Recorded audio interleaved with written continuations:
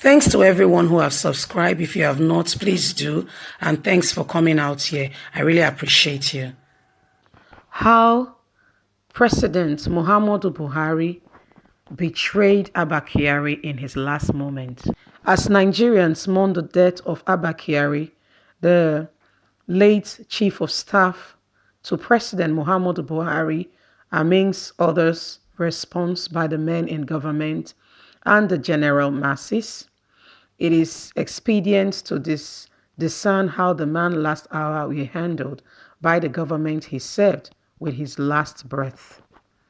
To start with, what the role of the Chief of Staff are to any president: protect the interest of the president, negotiate with Congress, other members of the executive branch, and extra-governmental political groups to implement the presidential agenda and advise the president on various issues, including telling the president what they do when they do not want to hear it, what they have done wrong.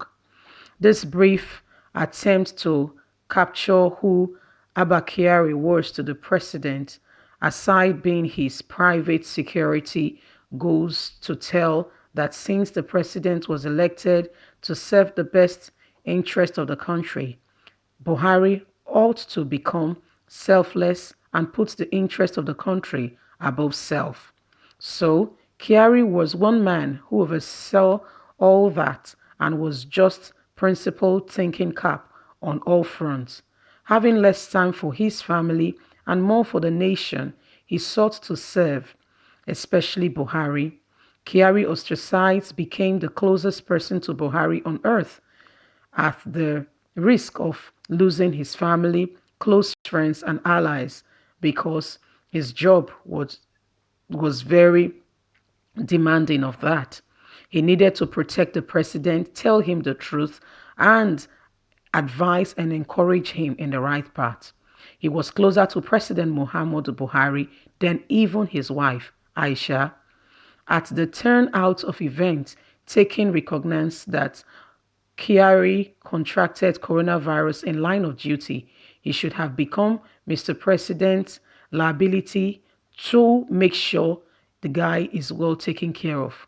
But the man sought to be taken care of privately, which he justified by criticizing the enormous pressure already on the public health care system.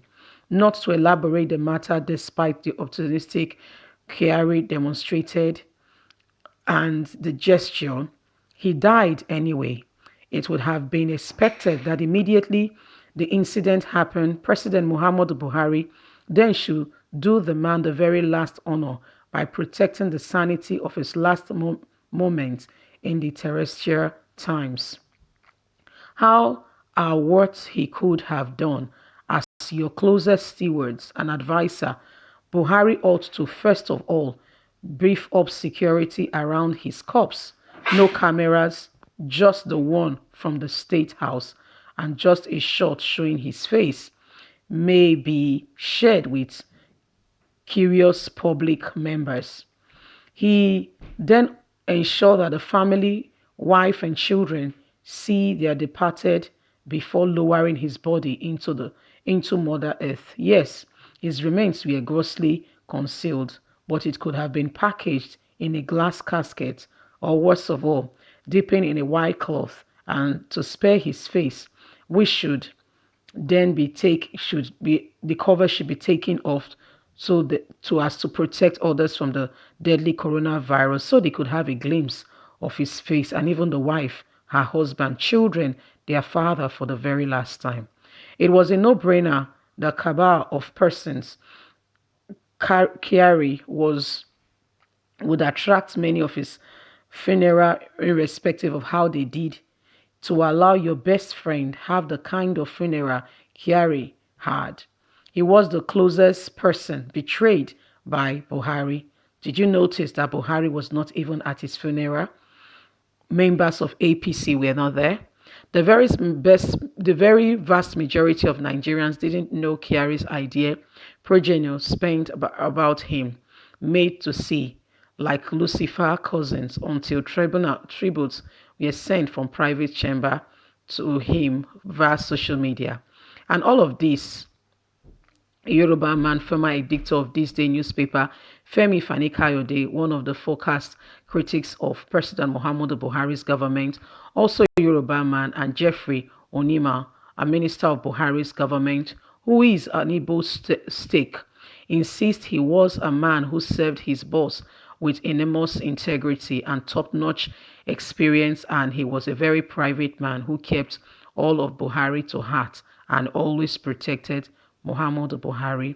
His idea of financial precedence, political discipline, and almost incomparable nature was to ensure him to Buhari among the list of others as he met with his life in a line of duty. This is not the kind of man whose body should go to the grave with just being dumped in the grave like one who got a stray bullet. I don't think Buhari did his best by taking care of ABBA KYARI properly like he should. Yes, we know it was at the event of COVID-19, but Buhari could have done more by making sure he was well buried, he was well announced to the country, and make a statement, if for nothing, because of the closeness, the bond they share. This man became closer to him than his very own family. We're talking about Aisha Buhari today, that and she was always, she didn't hide it, that her husband, the closest person to her husband, became Abba Kyari. But guess what? Did we ask Abba Kyari's wife how she felt when her husband was every day in the house, in the Aso Rock villa? Did you know how many sleepless nights she had? Did you know how the children missed their parents who were not there? He was not there because he had to attend to state matters. These are some of the questions we should ask ourselves. And to make matter worse, we report and we know we are privy to what is going on in government. President Muhammadu Buhari was not even there at his funeral. Yes, did not even make a formal statement, just to say, my friend, So this goes to tell you, it shows the kind of person Buhari really is. The writer of this write-up feels Abba Kyari was betrayed, by the way Muhammadu Buhari reacted and treated him. It could have been better. Of course, it could have been better. Should have been better would have been the word. But it is what it is, yes. Anyway, my people, now the matter with the grand be this. I want to not forget to like us, share, subscribe. Mona thumbs up for us, I beg. Click on the notification button so you can get all our latest news. We're here to keep you up to date with all that is going on in Nigeria and around the world. You have a voice, please use it. Don't allow anyone make you feel that you don't have a voice or what you say is not important. That's not true. You have a voice, and your voice is what listening. And please, at this time of COVID-19, we are here carrying out a campaign that people should please look out for one another. Please look out for your neighbor. Please make sure that your family members, not just your family members, I mean your neighbors, people around you in the streets not too far away from you, get something to eat. The government said they are giving palliative, but I tell you, some of them are getting rich from it. Some of them are getting rich from it instead of really being out for the public and being people for the public. So I want to say here that it is high time that we look after one another. I beg, people, they're hungry and the lockdown is still on. If you get food, you eat, not throw away, I beg. Ask somebody, even if not soup without meat or fish, just give. You'll be amazed. Recently, a young boy fell and fainted, having not eaten for 7 days. I'm telling you the truth. It's not even a feeble. It's as real as real. So there are people who are really, hungry. There are families who you're giving them of 2,000 naira will solve a great deal. I'm telling you. I heard of a widow who a particular man said, you have to sleep with me to get 500 naira to feed her 3 children. Just imagine that humiliation and the indecency, So people are really hungry. Please help somebody. Look out for the children around you, make sure that they are not suffering. Let's help somebody. Let's not mind the government. Let's look out for one another. This whole COVID-19 thing will be gone soon. It's just a phase. It will pass. I can assure you of that. Thanks very much for listening. Don't forget to thumbs up for us. I beg. Subscribe, click on the notification button so you can get all our latest news. God bless you. Bye for now.